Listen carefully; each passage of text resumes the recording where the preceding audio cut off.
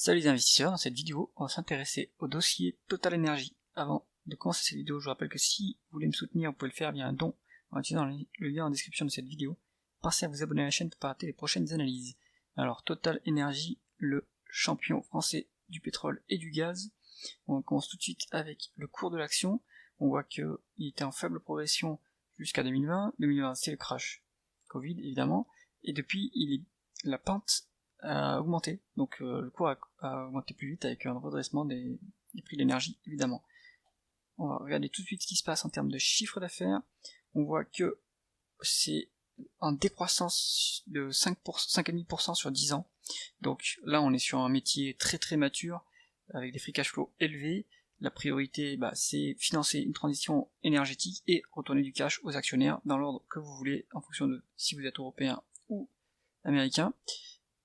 On voit que l'entreprise effectue également des acquisitions régulièrement. J'imagine que c'est plutôt dans le nouveau secteur d'énergie, donc dans les énergies renouvelables, plus que le secteur d'activité traditionnel, mais ça reste à vérifier. En tout cas, l'entreprise est capable de sortir le carnet de chèques pour consolider ses parts de marché. On va regarder tout de suite les taux de marge. On voit que le taux de marge brut est stable autour de 33%, ça c'est plutôt bon. Après ça dépend évidemment du prix de la matière première. On voit que le taux de marge d'EBITDA, lui, par contre, est bien au-dessus de sa médiane 10 ans, donc ça c'est bien, l'efficience opérationnelle s'améliore, donc bon point pour les marges.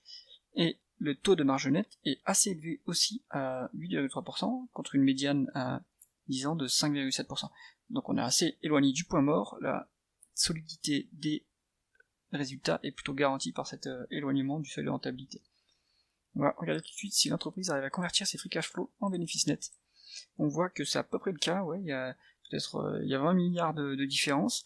Là ça se passe entre plutôt les capex, par exemple si on regarde les cash flow opérationnels, 1 trilliard quand même de cash flow opérationnel sur 10 ans, c'est quand même énorme, vs les dépenses en capital, on se retrouve à peu près 400, on retrouve à peu près ce qu'on a en free cash flow, à 400 milliards en free cash flow. Donc la différence passe dans les capex, mais on peut prendre le PER pour évaluer l'entreprise, ou les price to free cash flow, ça dépend de ce que vous préférez, en fonction de si elle a dette ou pas. On va regarder si l'entreprise est rentable. La rentabilité opérationnelle va atteindre des sommets après la crise 2022, énergétique 2022-2023. Donc après on se stabilise, on redescend vers la médiane qui est à 5,75%, mais on est toujours à 7,5%. Ça veut dire que l'entreprise, si elle avait des opportunités de croissance, elle pourrait croître à 7,5%, ce qui n'est évidemment pas le cas, donc elle doit choisir de ce qu'elle doit faire de son cash. Est-ce qu'elle va retourner du cash aux actionnaires ou faire des acquisitions? On va regarder d'abord si elle est endettée. Donc l'entreprise a une dette nette de 28 milliards, ce qui est moins que les EBITDA, qu'une année d'EBITDA, et un peu plus qu'une année de free cash flow. Bon, la dette est pas significative sur ce dossier, donc le bilan est solide. Est-ce que l'entreprise retourne du cash aux actionnaires, puisqu'en fait elle génère une bonne rentabilité sans forcément d'opportunité de croissance? On va regarder ça en fonction des free cash flow, et on regarde s'il y a des dividendes.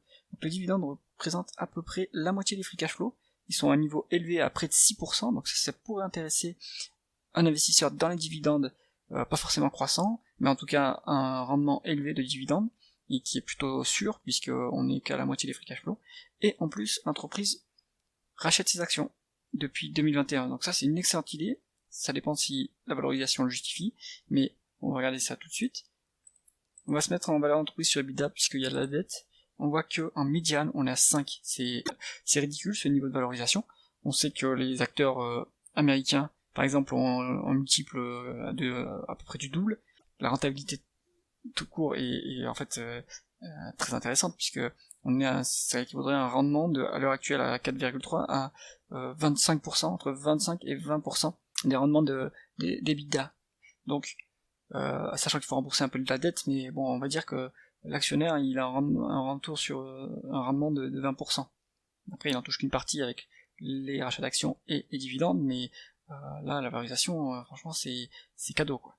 Donc l'entreprise aurait intérêt à racheter ses actions, c'est ce qu'elle fait, et elle aurait aussi intérêt à aller se coter ailleurs qu'en Europe, où les pétrolières sont détester. Donc, du dossier Total Energy, c'est un bon dossier pour les amateurs de dividendes. Les dividendes sont solides, pas forcément croissants, mais le niveau de rendement du dividende est quand même assez élevé. Bien sûr, l'évolution du cours va dépendre de l'évolution du prix de la matière première, du gaz et du pétrole, mais même si on ne cherche pas l'appréciation du capital, mais plutôt des dividendes, le dossier est intéressant, quitte à ne pas réinvestir les dividendes et pour les allouer ailleurs ou pour les retirer. C'est tout pour cette analyse. Si vous avez aimé cette vidéo, mettez un pouce vers le haut et pensez à vous abonner à la chaîne. À bientôt.